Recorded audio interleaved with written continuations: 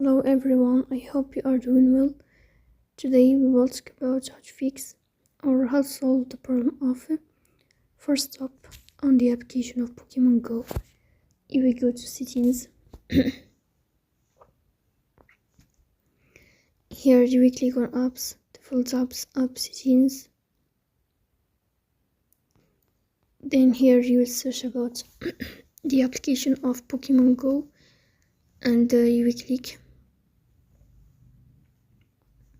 Here we click on Forcestop and you will click OK. Here you will enter to storage.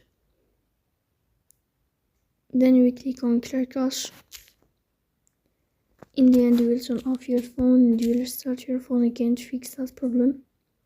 So please don't forget to support us by like and subscribe. See you next time and thank you for your watching.